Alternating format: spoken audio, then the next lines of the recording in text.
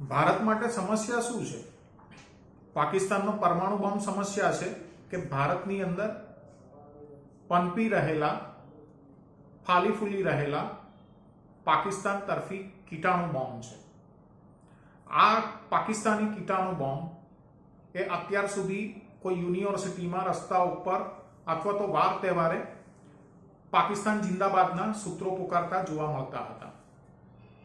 પરંતુ હવે આ જે તત્વો છે એ પોલિટિકલ જીતની અંદર, રાજ્યસભાની ચૂંટણીની અંદર કોઈ સાંસદ જીતે તો એ સાંસદની જીતમાં પણ પાકિસ્તાન જિંદાબાદના સૂત્રો પોકારતા હોવાની વાત સામે આવી રહી છે.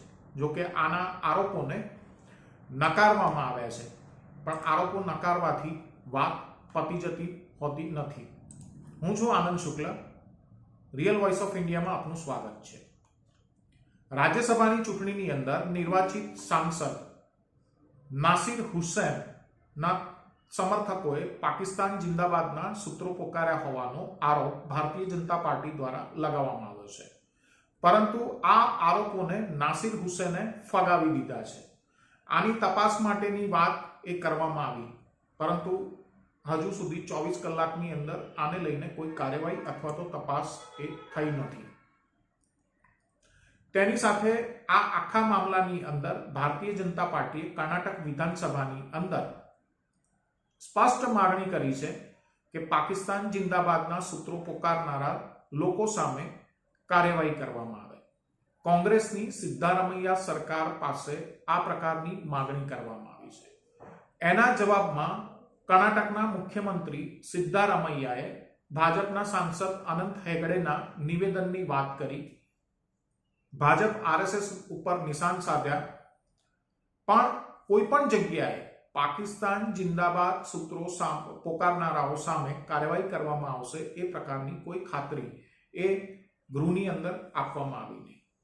ગોલવલકરને પણ યાદ કર્યા. સ્વતંત્રતા સંગ્રામની અંદર ભારતીય જનતા પાર્ટી અને આરએસએસનું કોઈ યોગદાન નહીં હોવા સુધીની વાત તેમણે કરી. પણ જે પાકિસ્તાન સામે ભારતે 4 યુદ્ધો કર્યા છે, જે પાકિસ્તાનથી ભારતની અંદર 3 દાયકાથી આતંકવાદ એક્સપોર્ટ થઈ રહ્યો છે, ઘણા મોટા આતંકવાદી હુમલા એ ભારતે ભોગવ્યા છે, પણ એ પાકિસ્તાન જિંદાબાદ કહેનારા કીટાણુઓને ખતમ કરવા માટેની કોઈ કાર્યવાહી કરવાની કોઈ ખાતરી એ કર્ણાટક વિધાનસભાની અંદર આપવામાં આવી નથી.